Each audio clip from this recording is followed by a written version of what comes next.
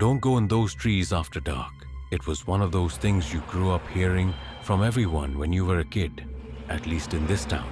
Stuff you slowly figured out wasn't actually real, but was just there to protect you or keep you in line when you were too young and defenseless. Don't swim too soon after eating or you'll drown your dogs at a farm somewhere, having a happy life, that sort of thing. And as we grew up, all those little white lies started to unravel. Kids figured out about Santa at the appropriate age, stopped thinking gum would stay in their stomach for 7 years, grew past all those naiveties, all of them, except the woods. There's something wrong with those woods. My parents said it, my grandparents said it, my teachers and neighbors said it. Don't go in after dark. And that was that. There was no further explanation, and any questions just got you yelled at. And that was the thing. You wouldn't get scolded for asking about any of the other lies adults told you. You'd maybe get a look of sympathy or something along those lines. But with this, you could tell there was genuine fear behind the yelling. And it's not like there was any evidence that anyone was making any of this up. No one went in those woods after dark. And those that did either came back broken or not at all. John Pfeiffer, the guy that used to own the town's liquor store, was one of them. He'd gone deer hunting one early November morning. I suppose he must have followed a pack of them too far or something. I wouldn't know. I don't hunt. Had lost track of time and wasn't able to make it back before the sun set. His wife spent the entire night at the edge of the trees screaming his name. The sheriff had to tie her to a tree right outside my bedroom window to keep her from running in there after him. And so she stayed there, arms hanging from a branch until sunrise. My parents on the back porch watching the whole time to make sure she didn't go anywhere. I stayed in my room the whole time, like I was told, but that didn't stop her sobs from coming through the window. I can still hear them, and I can still see her fallen moonlit silhouette. She was already mourning at that point. They found John the next day, but he wasn't the same, just muttering some incoherent sounds and shaking. I never really got to see him. I was too young, but that's what people said he sounded and looked like. That's what everyone looked like if they came back, and once they did, there was nothing to do. They wouldn't eat, wouldn't drink water, wouldn't talk, wouldn't move, like the last of their energy was spent stumbling out of the woods, and that was that. Nothing left.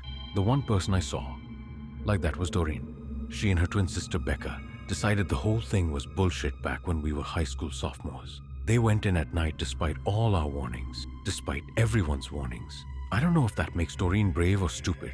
I don't know if it even matters. Well, Doreen came back, but Becca did not.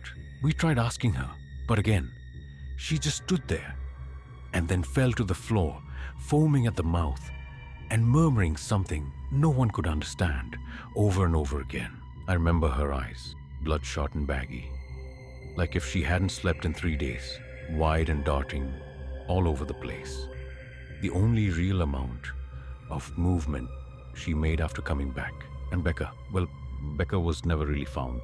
I guess that's why I'm writing this now, because I know that I'm either going to be a Becca or a Doreen in a couple of hours. And I suppose I just hope someone will find my body with this note so I don't give the old parents an awful scare when they see me wide and bloody-eyed. So yeah, take this whole thing as an apology, because for what it's worth, I really am sorry. Maybe this is dramatic, I don't know. Let me clarify, because I don't think all the weed was morally wrong, but I know Mom and Dad will be disappointed to find out what I was actually doing, and I wish it wasn't something that had hurt them. I guess Fred and I panicked when the cops showed up at our front door, jumped out the back window and ran straight into the woods. We weren't high or anything, just not thinking straight, not realizing we were making a pretty solid mistake coming in here.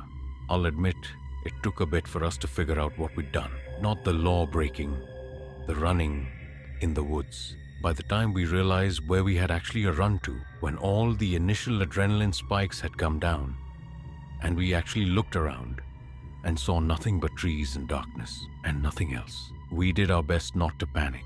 I mean, we'd both heard all the stories and knew what had happened to every single person that had done what we'd done. So I guess this is my way of giving back somehow. Like maybe if I can just record whatever it is that goes on here, it'll help someone figure out something. So here goes, because I really don't think I have much time. And I just wasted a lot of it with all this explaining. Fred froze when he realized where he was. Like panic froze. Started shaking and being all quiet. I didn't know what to do. I tried shaking him and moving him and yelling at him, but nothing worked. I even slapped him a few times. He was just terrified. So I eventually just told him to stay put and that I'd try to retrace our steps a bit to see if we could actually get out of here. There was this little path sort of thing that seemed to go back towards the town, or at least the direction I thought the town was in. So I followed that for a bit, and I left Fred by a big 7-foot-tall egg-looking boulder. I must have walked for about 10 minutes, rounding the side of a steep-ass hill. I could hear a river off to my left. The moon was out, so I could kind of see in the dark, and there were crickets that somehow made me feel a bit better about the situation. Then the path just went up towards the top of the hill, and I followed it, and I got to the top. And then I realized something almost immediately once I got there. It was like going from one room to another. There was a different energy or something. The air before had been cold and crisp, but suddenly I was hit with a wave of heat and humidity, uncomfortable and very much in your face, and everything felt so much heavier for some reason. And then I realized the crickets were completely gone, and I couldn't hear the river anymore. Total silence. I know people say deafening silence and all that cliche stuff, but that really was what it was. You could feel that ringing in your ears that sometimes happens when things are really, really quiet. So, of course, I started sweating immediately, and I could feel all of me just start to shake like something was wrong. The back of my neck had this weird pressure behind me, like the sensation you get when you're going up the stairs in the dark. And I knew completely that something somewhere was watching me, and there was nothing I could do. I looked around, but everything was too dark. I thought maybe I saw a couple of dots of light up in the trees, a pair of eyes or something. I didn't stick around to figure it out. Just turned around and ran back towards Fred as fast as I fucking could. Fred wasn't where I left him.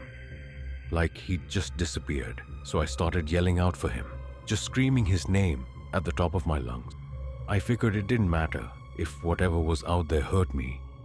It was probably watching me anyway. And for about a minute there was no response. Until finally, I heard Fred off in the distance. So I ran towards the voice for a bit, and then stopped and yelled out his name again to see if I was closer. Fred yelled back again, and this time I was closer for sure, but that's what let me realize the problem. Fred wasn't Fred. His voice sounded wrong somehow, like different, just slightly off, kind of like when someone uses too much auto-tune, but not an electronic sound.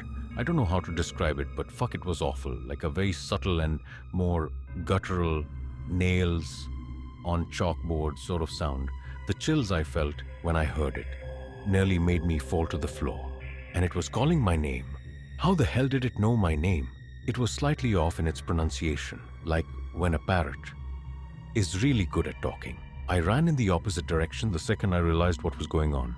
Ran as fast as I could, as far as I could, before I had to stop and rest and catch my breath. And now I'm just sitting here behind a tree, writing this thing, and I can still hear it out there.